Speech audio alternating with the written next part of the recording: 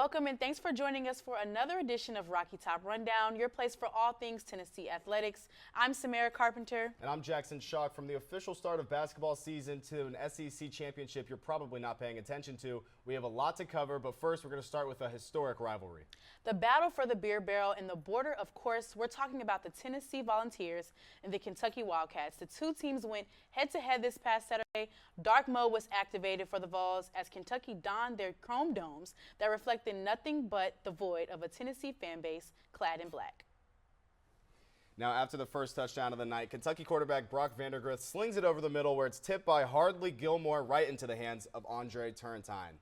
Turnover for the Vols early. Now, after a Dylan Sampson fumble, freshman back Peyton Lewis got the nod, and he punches it in for his first career touchdown. This touchdown also snaps Tennessee's six-week first half touchdown drought. Now early in the second half, smooth criminal Dylan Sampson tells the entire Kentucky defense to beat it as he pushes the Vols into position to do something dangerous, and looking like he wants to start something, Dylan Sampson takes it off the wall of the defenders, and he carries it in, saying, "Leave me alone." Every Vol fan is sure to remember the time that they saw Sampson tie the single-season rushing touchdown record in this absolute thriller of a game. Dylan Sampson, more like Michael Jackson. That is a bad man. The Vols force yet another QB change, but not even Gavin Wimsatt can prevent Will Brooks from hauling in his third INT of the year. Brooks turns on the Jets in a foot race to the goal line, but is wrapped up around the 11-yard line. Soon after, Nico Imaliava scrambles around and finds Miles Kitselman open for 6 on an improvised route to the end zone. In the fourth quarter, Wimsatt throws a perfectly placed pass to Jamori Macklin to cut into the Tennessee lead.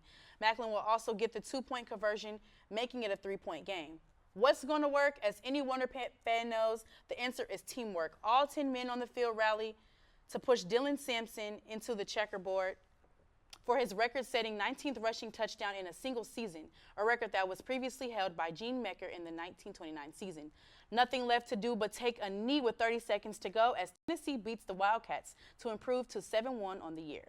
With the win, Tennessee stayed put in the AP poll at number 7, keeping their postseason hope alive and well, with an estimated 68% chance to make the playoffs. Tuesday, November 5th, is perhaps one of the most important days in our country's history. The votes cast that day have the potential to shape the entire future of America for years to come. Jackson, this is a sports show. Why are you trying to discuss politics right now? You know, we're talking about college football playoffs. You know, you pick they come together, they pick the team. You know, we've been doing this for what, since 2014. It's pretty easy now. You know, the committee gets together, they pick the right teams, and that's how we know who's going to make the playoffs. Well, then that's my bad. Well, since we're already talking about the college football playoffs, let's go ahead and let me hear your rankings so far. Let's take a look at what I think will happen this Tuesday. Now, Oregon at 1, in my opinion, OSU 2, Georgia 3, Texas 4, and then left to right we got Penn State, Miami, Tennessee, BYU, Indiana, Notre Dame, Texas A&M, and Alabama at 12. Let's take a look at yours, Samara. Well, I think ours are just a little bit different right now. I have Oregon sitting at number 1, of course, Georgia at 2, Ohio State following Miami, Texas, Tennessee, Penn, Indiana, BYU, Notre Dame, Alabama, and Boise. Now, I heard you have Alabama sitting at number 12. I have Boise sitting at number 12. Go ahead and tell me why you believe that they should be there right now. No, I think Alabama should be the 12th team right now because they have one of the most difficult schedules in college football, having faced Georgia, who they won. They barely beat South Carolina. Now, that's not necessarily a difficult game, but when you consider that South Carolina just beat Texas A&M, you know, it's really anything in the SEC. Now, they lost to Tennessee here just a few weeks ago. Now, that being said, if they are able to beat LSU in, I think in 1 week, that could put them in the college football playoffs as a 2-loss team. So there's still a wide open door for Alabama, and they still have a pretty impressive resume despite the scares and the Vanderbilt upsets that they've had thus far. Now, I want to look at your list, and that's Indiana coming a little bit above where I put them. What inspired that decision? Well, you know, Indiana is having a pretty good season so far. They're undefeated, which is very shocking coming from the seasons that they've had previously. But they have this new head coach that came from James Madison, led his team to almost an undefeated season last year. So I believe that under the wing of this coach, he can continuously take them on higher and higher. He had James Madison ranked number 1 in the SBC East last year. So I believe they have that potential to keep moving up on the polls. Sure, absolutely. Now let's look at that's the big one we had. Georgia, Ohio State. We had them flipped. What inspired you to put Georgia over Ohio State? Well, Georgia is a 2 times national champion. They deserve to be put in that number 2 spot right under Oregon. They have a tougher conference overall, a better team, and I just feel that they should be in that number 2 spot until they have proven me otherwise. How about you? That's fair. Now, as an Ohio man, I feel it's my duty to kind of fight for Ohio State as much as I can, as much as I should. Now, Ohio State has not necessarily had the most impressive season by any stretch of the imagination, but I do want to point out that their close loss to Oregon, their 12-man penalty away from possibly winning that game, a pass interference call away from winning that game as well. Now, if they're able to win that game, they're the number 1 team in the nation, hands down. So they're 1 game away from that. Georgia lost to an Alabama team who, while I may have just fought for them, still has not been the strongest, and they put up a great first half. Georgia comes back, and they probably should have won that game if it wasn't for Ryan Williams. Now, that being said, Ohio State just beat the 3rd team in the nation. That's Penn State. They're now 6. That's an impressive win. I don't see how you can't put Ohio State at 2 right now, considering their resume, considering that they could just win out and have 1 loss the rest of the season. I think they're a really impressive team and someone that we should focus on. Now, enough of that. Let's move on. We're going to talk about football and basketball, for years on this show. But over the weekend, UT competed in the SEC Cross Country Championship meet. That's right, and our reporter Michael Marks will bring you up to speed on everything you missed. This past weekend, the Vols and Lady Vols cross-country teams traveled to Bryan College Station, Texas, at Texas A&M University for the SEC Cross-Country Championships, played at Dale Watts cross-country course.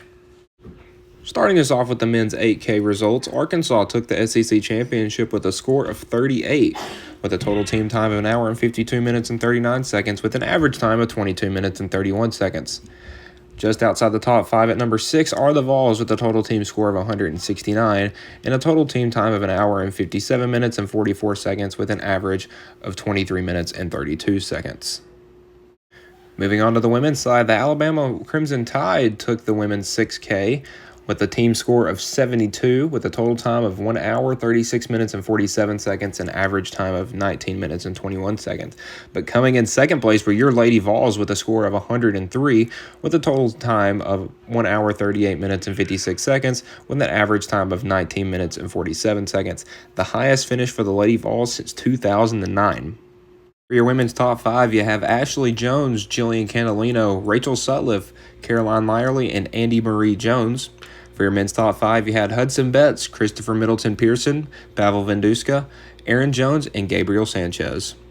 The Vols' next meet will be the NCAA South Regional Championships, which will be run Friday, November 8th in Tallahassee, Florida. From Rocky Top Rundown, I'm Michael Marks. Back to you guys. Now, the Lady Vols basketball team will be welcoming the Samford Bulldogs to Food City Center tomorrow for some Tuesday night basketball. Let's break down what we can expect from that game against the Bulldogs. Samford posted a 14-16 record last season and are projected to finish tied for 3rd in the SoCon preseason polls. Despite losing their leading scorer to the transfer portal, the Bulldogs returned some experienced players and hope for a better season than last year.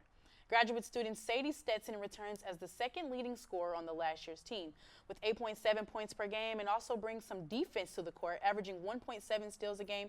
Samford will rely on Stetson to be a leader and off the court, but will also turn to experienced senior center Emily Bowman.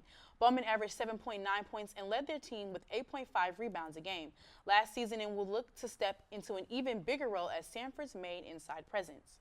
While most of Samford's key contributors are seniors or graduate students, the team will also pivot to sophomore Kennedy Langham, who averaged 8.2 points in her first season last year. Now, she was also named to the SoCon All-Freshman team. Samford is led by Coach Carly Coons, who is coaching for the team for the 6th season and looks to return to the success that she's had in past years.